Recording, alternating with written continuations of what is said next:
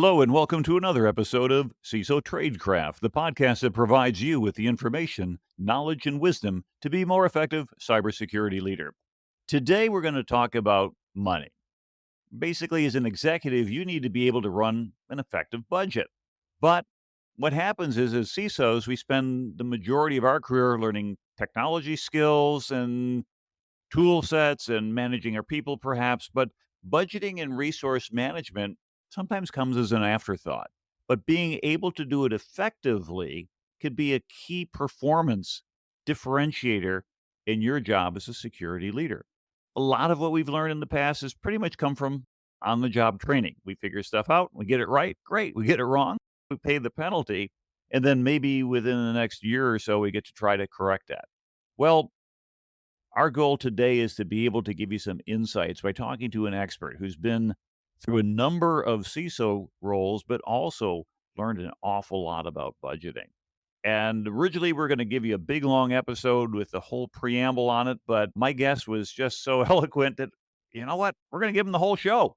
And so to help with this podcast, let me introduce you to a special guest after we hear from our sponsor. Meet Nucleus, the only risk-based vulnerability management platform purpose-built for the world's most complex enterprises. Nucleus takes the mountain of vulnerability data that's produced by your security stack and unifies it into one clean dashboard that helps you make sense of your assets and vulnerabilities. With Nucleus, users get a normalized and deduplicated list of vulnerabilities across network devices, clouds, applications, and more. And next, they layer in risk and vulnerability intelligence from sources like Mandiant to help you prioritize the vulnerabilities that matter most. Ready to see how Nucleus can help improve your vulnerability management program? Head to nucleussec.com today. And I'm privileged to have today a special guest, Nick Vigier, who's going to share some tricks of the trade that he's found to be helpful in his role as a CISO. Nick, welcome to the show. Thanks a lot. Pleasure to be here. Yeah. Hey, can you tell us a little bit about yourself and the audience and about your background? Yeah, absolutely. Someone who's passionate about security, but didn't know it at the time. But I started my career as a network engineer for the New York Stock Exchange. Started doing some security work about 3 years into that. I was sitting next to the security team and started doing pen testing, and then spent about 12 years in financial services, where the next gig was basically doing everything security. So I was fortunate enough to work for someone who really saw the full breadth of what security and risk management is, as opposed to just like InfoSec and just doing what some people think that security is. So I learned how to do bug sweeping, right? Pretty cool. I was there for about 7 years. And what I came to realize just from a rounding out perspective is what I wasn't learning was budgeting. It was actually germane to this. I went from a small financial services company, it was like 400 people, to Sony. And with a very specific goal of learning budgeting and what it was like working for a huge company. And I got thrown right into it. And there I was paired up with a forensic accountant who taught me the ropes, and I learned to appreciate it. And then also just got to work with an amazing team and build up my network. And then since then, I've had a few different CISO roles, a CIO gig mixed into there, and I've done some advisory work at a few different companies. So it's been an interesting journey. And I'm now the CISO at Talend, which is a French data ELT company. That's fascinating. See, all the places you've gone, and I don't see any gray hair on you. And so I know. It's like you're waiting all of a sudden, like this Dorian Gray picture is getting older and older somewhere in a closet, and you keep going. But that's a fascinating background, particularly in the budgeting and then working in the security and seeing as an expansive type of a experience. As I say, bug sweeping and things like that is not typically what you'd find in the cybersecurity role, but it's neat stuff. And so from your perspective, can you tell me a little bit more about what you perceive a CISO does? What's a real role about? So for me, it's really fundamentally my role is about facilitating informed decision making, right? And we have the cybersecurity hat is like the protect the house side in my mind, right? The security and risk management hat to me is really what's much more important on the CISO side. And that's about bringing truth to the business and helping the business make informed decisions about what risks they're taking. And then, businesses make money by taking risk. So then our job is to try to help mitigate that as much as possible within the bounds of a risk appetite. So for me, it's about understanding the entire organization, understanding how it makes money, what all the different teams do, having relationships in all the different teams across the entire company. And then I typically build it out as having certain silos. So product security, if you're a product company, where my company now is a SaaS company, it is having the platform security. So the product security side is focused on like how you build the things that you sell. The platform security side for me is where the things run that you built. And then got the enterprise security side that secures how the company does its work. So you've got all your SaaS apps and everything else. And then you've got the and security operations. And then you've got your GRC side that kind of overlays on top of everything and provides the guardrails. And so my job as a CISO is to basically help the organization understand what it has, understand where the gaps are, and then figure out, hey, how do we make decisions about what to address or not? And I agree with you very strongly on your first point. I tell people our role as cybersecurity professionals is to help our management team make informed, risk-based decisions, and you've reflected that well. But of course, with all the varieties of tools and activities and the people we have working for us, it's not free. It'd be nice to get everybody, yeah, it's all free, but it's not. And so what turns out is we really need to have a good understanding of budgeting to be able to do this effectively. If we want to enable our critical resources and be able to get the right things online when we need them instead of being a panic situation, what type of a budget process knowledge does a CISO really need to have to be effective? Well, first off is understanding what a budget is, right? These are kind of the basics, things that I didn't really understand until I went to go work at Sony, where it was, let's break it down to OpEx and CapEx and what's the narrative and what are the metrics that the company is trying to hold to, and all those elements. And I think it's really about, first and foremost, is understanding what a budget is, right? And then it's a matter of figuring out what is the spend that we need to do. But there's also the framing of it, right? Is it spend or is it investment? And I think we always look at it as a spend. And when you talk about spend, you're talking about overhead, right? When you talk about investment, you're talking about growth. And so for me, it's about, if you understand how budgets are constructed, if you understand what drives the business and what the metrics are that the business is being held to, then you can frame your budget in that same way. And I think that's what's really becomes most important, is making sure that you're able to communicate that. Yeah, so as you said, there's a couple dichotomies here: the operational expense or the OpEx, the capital expenditure, the CapEx, and we can either spend things, as you said, we're going to be for overhead, at which point it's got to get done. We got to keep the lights on. Don't want to be like Bob Cratchit and sit there shivering in our office trying to go ahead and make things work, warming our hands over our server because we're now going to try to mine cryptocurrency to heat that thing up and get a little bit more in there, or the investments from a growth perspective. So if we're looking at this and being able to communicate effectively to our CEO, to our CFO, we need to help them not only understand how much money we want, but really what's the importance of our program and our program initiatives. So how do we translate our strategic vision as a CISO of what we want to accomplish, as well as the tactical stuff we got to get done, into a budget and make that understandable to our executives, who ultimately are going to make a decision as to whether they approve it or not? Yeah. So, it comes back to that framing, right? There's what buckets your budget goes into. So is it G&A? Is it that overhead? Is it COGS? Is it part of the things that you're selling? Is it part of the, the margin calculations and all of those things? Or is it R&D? Is it research and development, where you can actually write that off from a tax perspective? So it's really about how you're making sure that you're framing it in that same way. So for me, looking at it as, okay, what are the table stakes? Right? Okay, yeah, we need like CrowdStrike on the endpoints. That's a table stake. That's overhead. That they're just things that you have to do. You have to have asset inventory. You have to have that vulnerability management and some basic protections in place. But then the question comes in like, hey, what is the right amount to spend and how do we communicate that? And that's really where you start talking about business cases. And I think that's where what we're not doing as an industry in a lot of cases, we're just coming and saying, hey, here's how much I have to spend, or hey, here's what my envelope size is. And so I'm going to see how many things I can jam into that envelope. And instead of looking at it as if I looked at this as a business, if I looked at this like a P&L perspective, a profit and loss, like what is there revenue I'm generating from this? Can I show, and that I would come back to again, what I just said before, which was, is it a spend or is it an investment? And there are opportunities that we have to frame some of these things as investments versus framing them as risk mitigations. And so one of the mantras or things that I like to think about is the business has a limited appetite for risk management, but they have infinite appetite for profits and making money.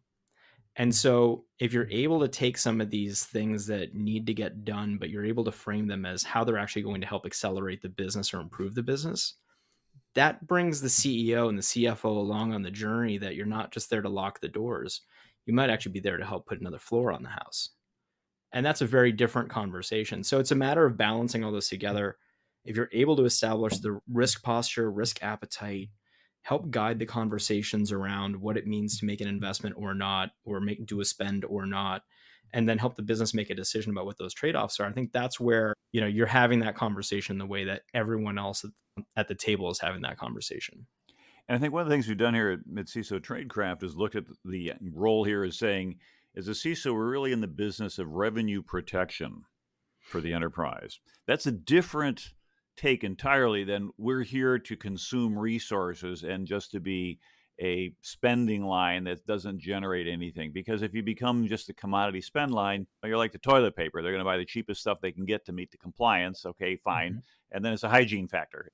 If it's there, okay, but if it's not there, people complain. But you're not going to score points by getting the triple ply that the Bears like to have, unless you get to the executive washroom, which is why we want to all go up there. And so that is very important in the communication, as you say, the business cases, being able to translate that from a risk appetite perspective. I like your distinction that unlimited appetite for profit or limited appetite for risk, although rarely do you tend to get a lot of profit without risk. And as we've seen in some particular cases, and we were talking earlier before the show about cryptocurrency world, is for a while it seemed like that was it, like the no risk way to get rich. And of course, all that runs out very quickly because everybody comes in and it normalizes. But as we look at the budgeting, assuming that we've been able to get resources, typically as we come toward the end of a fiscal year, there's use or lose money. Now, in the federal government, it was a double sword, because what would happen is if you didn't spend it by the end of the year, not only would you not get to roll it over, but they would take that off of your top line next year. And so for the first 11 months of the fiscal year, no. And all of a sudden, September, buy, buy, buy, buy, buy. And everybody kind of goes crazy. Sometimes you buy stupid stuff. What'd you do? We bought 18,000 ballpoint pens because you never know when you're going to need them. There you go. You're good until Armageddon. But it's probably more important for a CISO to have a strategic arsenal of things that might not have gotten approved. But if you had to do a snapshot and a quick fire, something you could close the deal in 24 hours, how would you put that together? How would you put together a quick spend? Is it you're just going to wing it? You take whatever didn't get approved last year, and you take the top three things, or is that dynamic? What are your thoughts on that?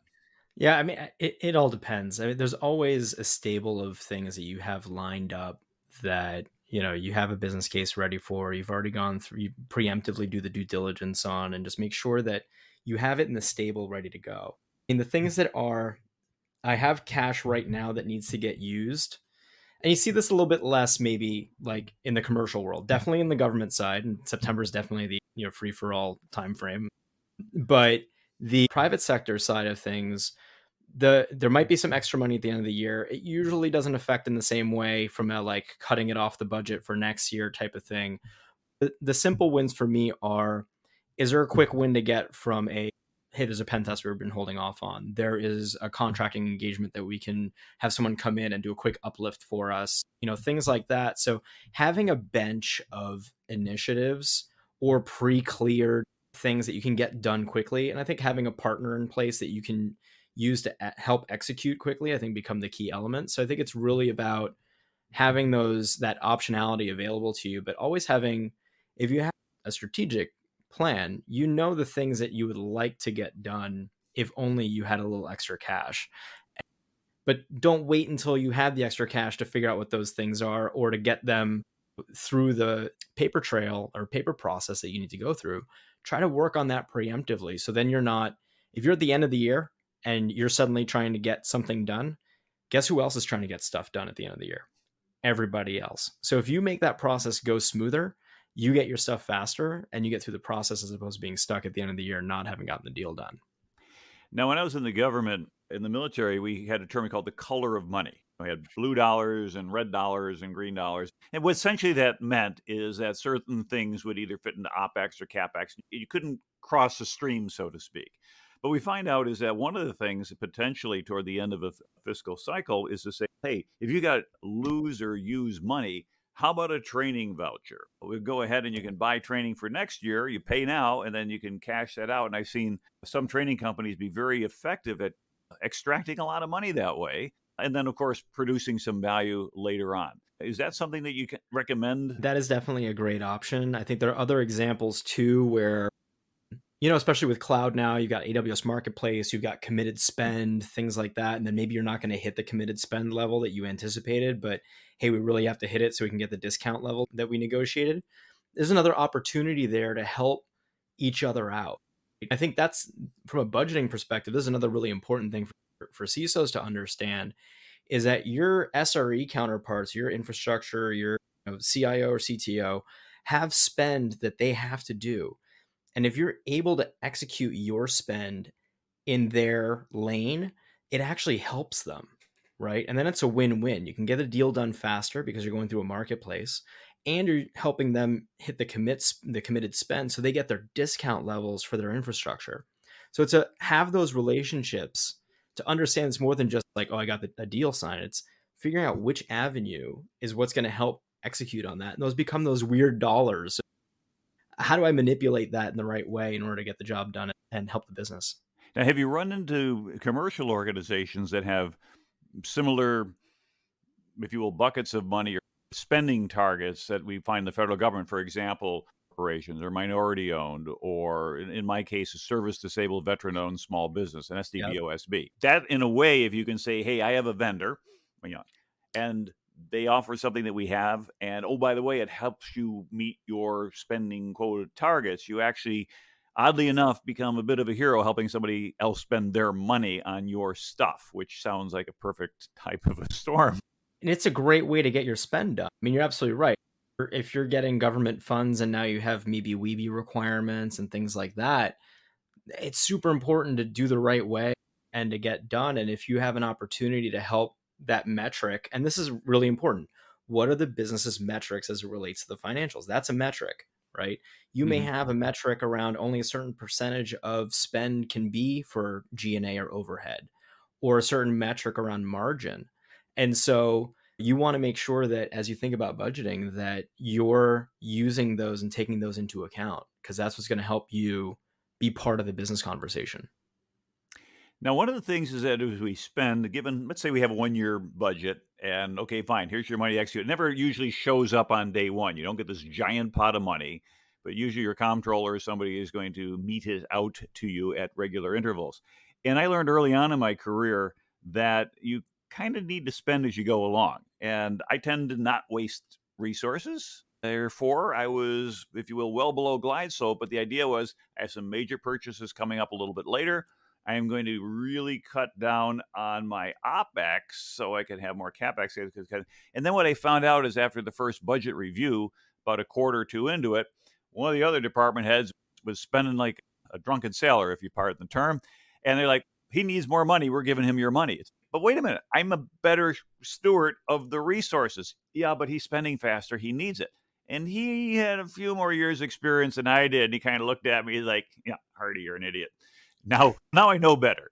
But rather than blow through money and buying boxes of pens or that you don't need, how would you recommend organizationally that a CISO assess where they're at? Do they have to always spend it all they go, or is there a political element, a layer 8 that's involved? Or how would you recommend somebody feel that out to make sure they don't inadvertently shortchange their own budget because in their mind they think they're saving up for a rainy day?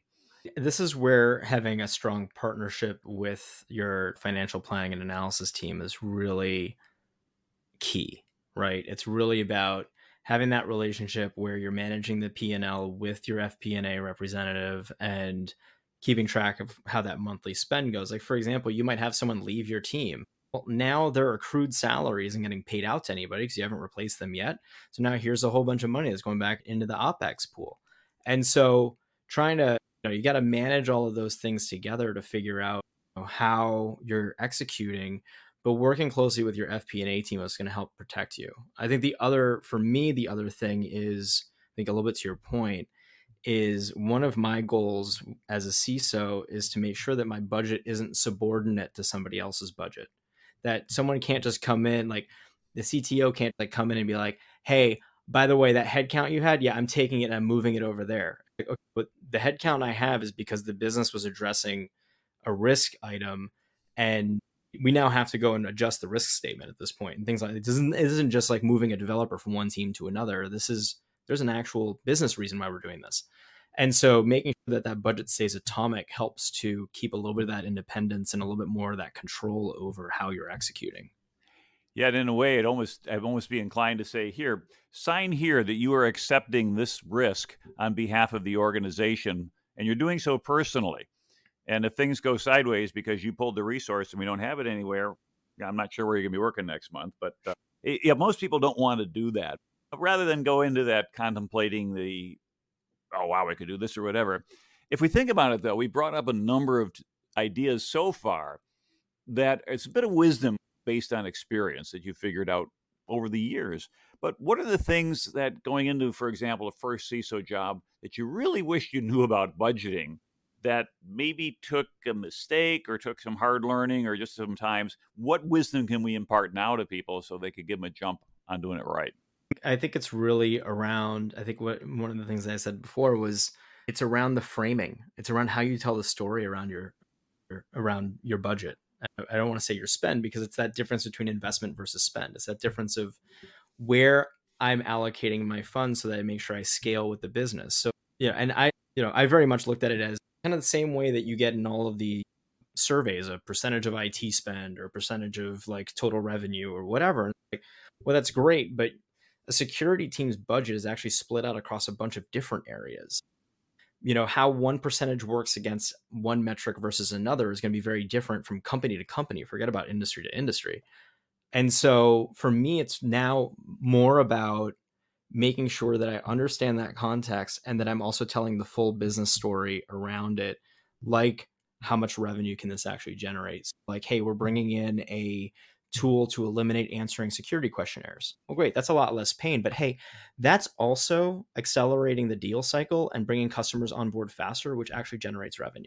So how do you have that conversation to show that you're actually driving the business forward instead of just mitigating risk or minimizing bottom line impact? And so it's really partnering with the business. As a CISO, you can't be in your own little silo of excellence and just focus on the technology. You really have to understand at a business perspective. And that's why I recommend, if you want to be successful there, if you haven't had a lot of experience at the business level, at least an MBA gives you book knowledge. But I remember one of the things I think I got out of my business degree, one of the most important things was becoming fluent in business, in the language of business. And it's a real mindset change. You really can't go back and look at it a different way because you now have a much more expansive view, and your perspective is much more understandable to the executives who are going to be working with you, and they get it, you get it, and you're really more of a member of a team. Now, I remember looking at surveys of budgets. What percentage of IT spending goes to IT security? And I remember Richard Clark used to complain years ago. He says more money is spent on coffee than on cybersecurity. And that probably was true about 20 years ago, maybe not so much today. But how important are these benchmarks? And is benchmarking a percentage of an IT budget the correct thing to be looking at? Or is it raw dollars or dollars per employee or dollars per revenue generated or dollars per profit or convert to whatever currency you're operating in? What's the best way to look at these things in terms of these benchmarkings? If at all, maybe it's not useful. I struggle with this. I think a little bit of what I was saying before, which is like it's what we do is so nuanced and transversal across the entire organization and their individual like impacts and buckets, right? So to say like, hey, you know, let's just use it as a metric against IT spend because we think that security is more like IT. Okay, great. But if I look at my actual budget, 60% of my spend is more related to COGS and the cost of goods sold, like what it takes to actually deliver our products. Like you can't use that metric at that point. It doesn't make any sense because it doesn't actually tie back to what the business is doing and how the business needs to scale. Because that's the other thing when you pressure test these things is if a part of the business grows, like let's say one arm grows faster than the other, right? You're not, you have to be able to grow with it. And you have pants versus shirts might be a better analogy. Like let's say my arms get longer faster than my legs, I need a new shirt, but might not need new pants. If the shirt is your products and your cogs, but your pants are your IT, why am I measuring how big my shirt is by how big my pants need to be? They're unrelated to each other, and I think that taking a view that is not nuanced is, I think, naive in terms of just trying to put a number on it. Just let's just try to measure something, and maybe that's not the right thing to be measuring or the right approach. So I think that for me, it's trying to figure out what should those metrics look like. The cog security side, a percentage of the total cogs, and then the overhead side be a percentage of IT or what have you, and trying to figure out the right dials to tell a story in a more universal sense. I don't think we've gotten there yet. Yeah, and for me personally, I dislike those from a couple of perspectives. One is you may be doing just as well as everybody else as everybody drives over the cliff. You're running just as fast as the lemming next to you, or running faster than the other lemmings. It doesn't necessarily mean you're doing better.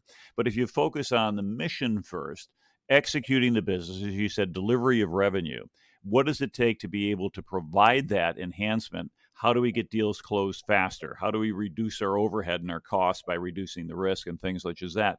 Now you've got a winning combination. And when the person says, "What does everybody else get?" says, it doesn't matter.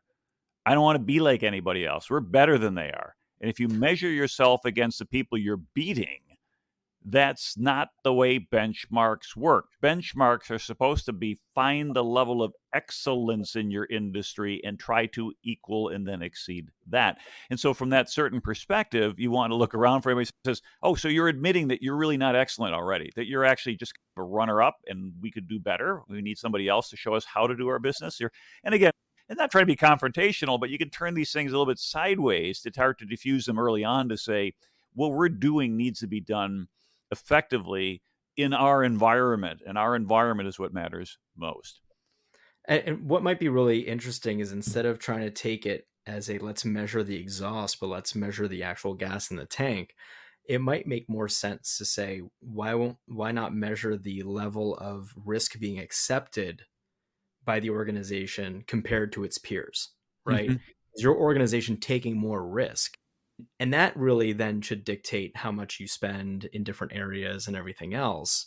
And so maybe that's a better way of measuring, though again, there is no gap of risk management and risk scoring and things like that within security. But maybe those are better things to measure in terms of like how you're operating directionally, rather than just a pure dollar spend. That's actually an interesting perspective. I'd like to think about that a little bit more, but I'm not going to waste time on it now. But focusing upon how well are we managing risk relative to our peers, and someone says, "Oh, we want to spend less." It says, "Okay, fine. You're going to spend less. You're going to accept more risk. How much risk is too much? How much uncertainty do you want to add to us making our numbers this quarter?" Well, let's move on for that and let's think about people, because as we find out in cybersecurity, there seems to be this universal gap of talent, and I've done a talk that I put out. I think I even put together one of the episodes here called "The Demise of the Cybersecurity Workforce," where I put together the contrary argument that says just because you throw money at a problem doesn't mean that people magically appear with the right credentials. It doesn't generate new humans with new knowledge, and it takes time, and particularly when you get to more senior ranks. But for those of us who are doing our best that we can to attract and retain talent, how do we ensure that we're paying them the right amount of money, that we're coordinating with HR when they say, "What do you mean you want somebody in their 20s and we're going to be paying them more than the people that have been here for 20 years? They've been here longer than these kids have been alive." And yet the value that we provide is usually relative to some other positions quite high. How do we communicate that effectively to HR who might not necessarily see things our way initially? I think this is one of those things that I do in every role that I take is really that level setting around helping HR, helping finance understand that, especially for security talent, and because we have so many distinct skill sets, that the salary bands are very different than just, oh, hey, I'm going to go hire an SRE. But even SREs now differentiate between a sysadmin and an SRE, right? These are very different types of roles and functions. And so HR and finance haven't really kept up with that. And I think our job as CISOs and as leaders is to come with the data to show this is what the market's bearing. I think the most challenging thing right now with the economic climate is that it used to be very much an employee's market, right? People could just hop around and do whatever they wanted, demand ridiculous salaries, and so it just led to this inflation.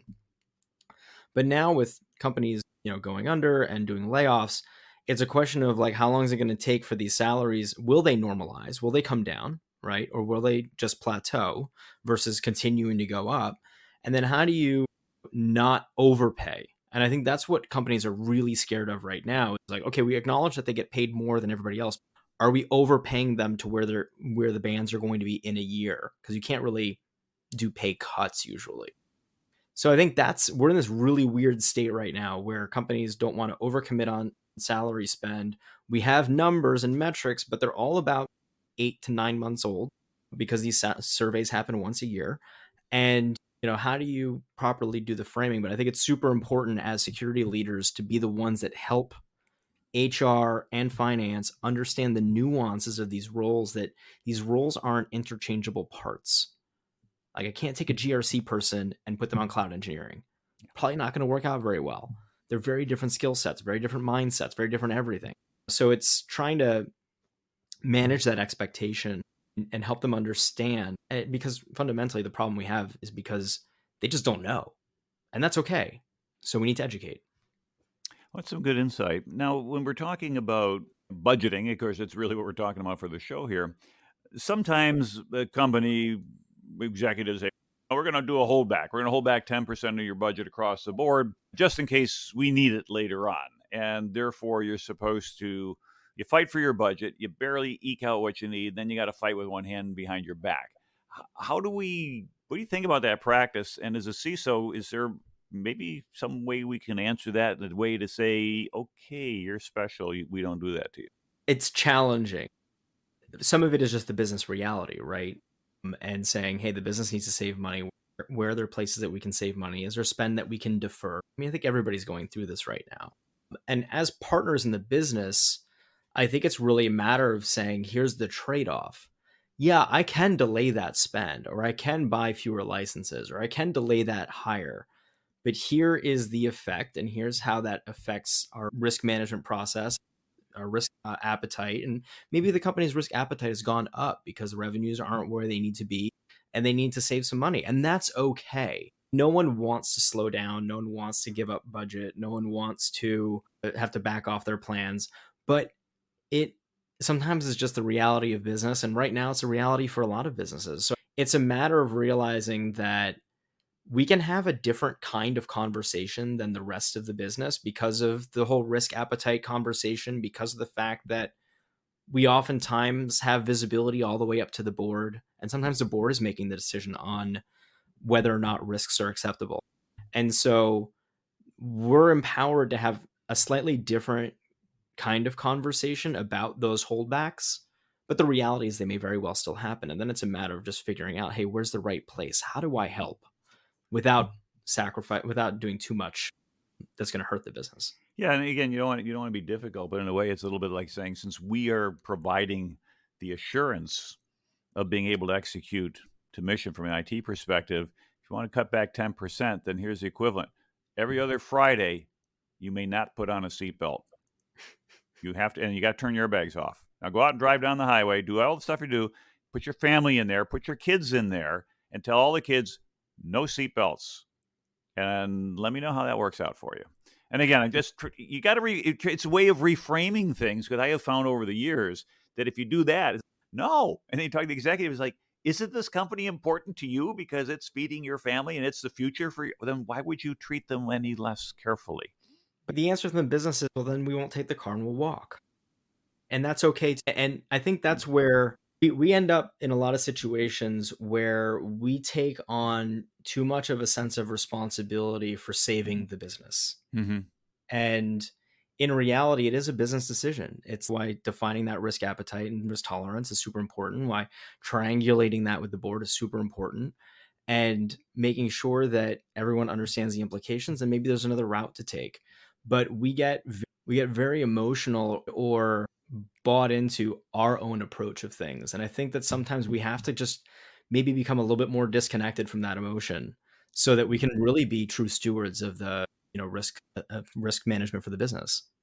And that's a good point because I said I get a little bit excited about trying to protect the enterprise. That's what we do. We're there as guardians if we take that role. But in doing so, we have to do a lot of stuff. We get projects and we got rollouts and we acquire stuff. And sometimes not everything goes according to budget. Sometimes it goes over time, over budget. Sometimes it goes way over budget. And there's one of the laws, I read it the other day and I forgot the name of it, but it's basically the more people you add to a project, the longer you'll delay it. And I'll have to look that up to see what that is. Some people may know it off the top of their head, but it's true in a way. So if a project is starting to slide, if it looks like this is one of those things where you want to obey the financial rule of don't throw good money after bad, okay, then how can you tell if that thing is happening?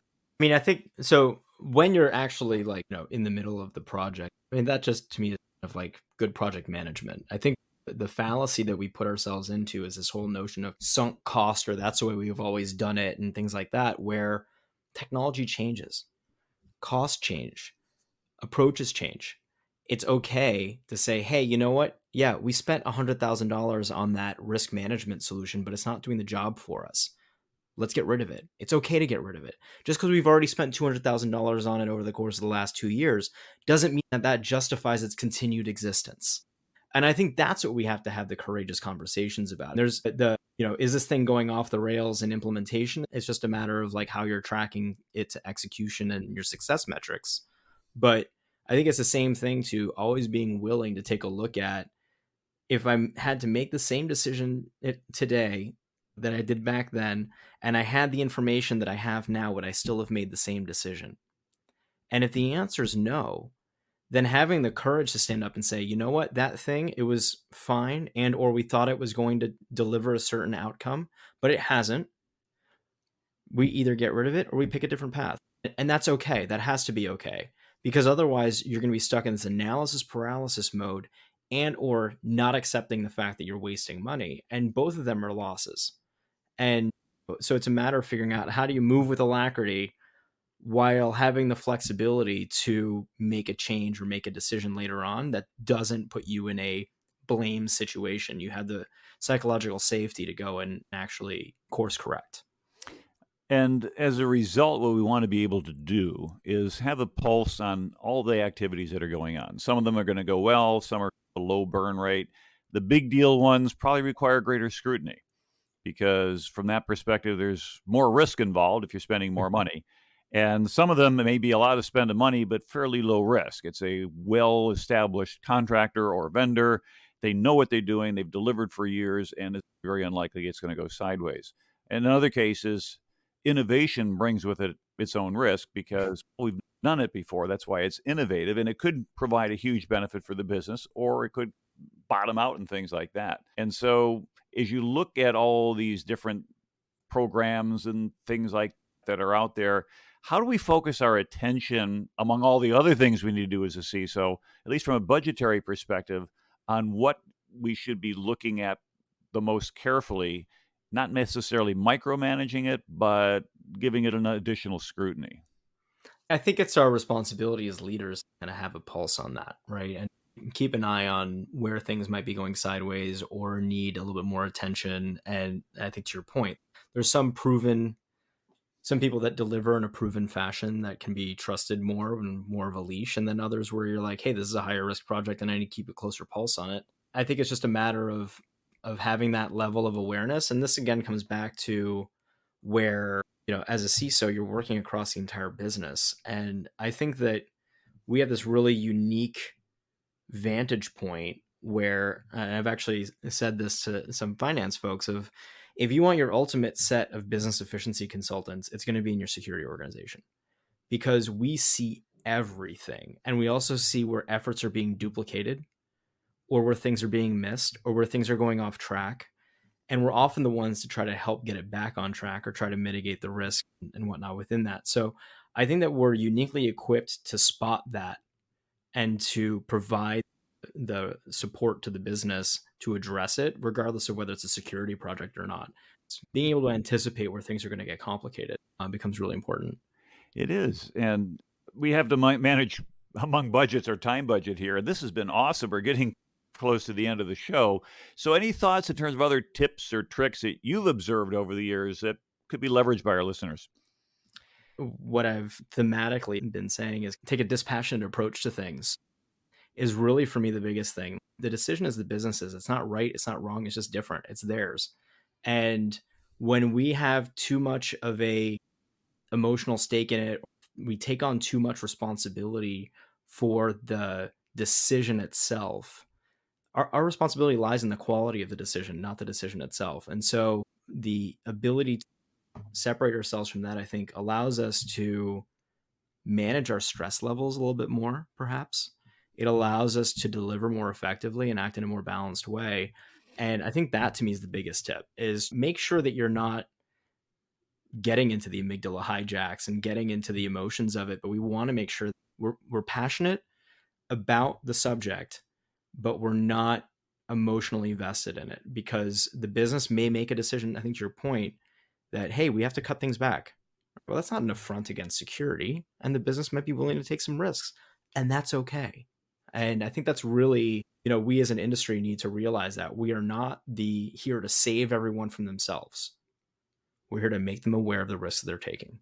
And I think that's the biggest thing for me, for folks to think about as they go through their security careers. We're not Superman. We're not Captain America. Our job isn't that. Our job is to be amazing professionals. I love that idea of it's the quality of your decision rather than the actual content of the decision that matters. We do the best we can and to help out. I've learned a lot from you. This has really been one of my better shows in terms of having a guest on. So I do want to thank you for taking the time and the insight. And if listeners want to hear more from you or learn more anyplace else that we can come look stuff up. I don't post on social media nearly as much as I should. I mean, I should be posting some more on LinkedIn. I still don't know how Twitter works, and definitely don't ask me about Instagram or TikTok. But yeah, you can find me on LinkedIn or hit me up, and I'll be posting some more things over the course of the coming months. That's awesome. So, Nick Vigier, thank you for being on our show and for giving us the insights on the budgets, the insights and things like that as a CISO. And for our listeners, if you've enjoyed the show and if you haven't rated us already, please consider rating us on your favorite podcast channel, 5 stars, and follow us if you're not following us, and let other people know where you get your insights from CISO Tradecraft, because that helps us reach out other people as well. So thank you for listening, and until next time, stay safe out there.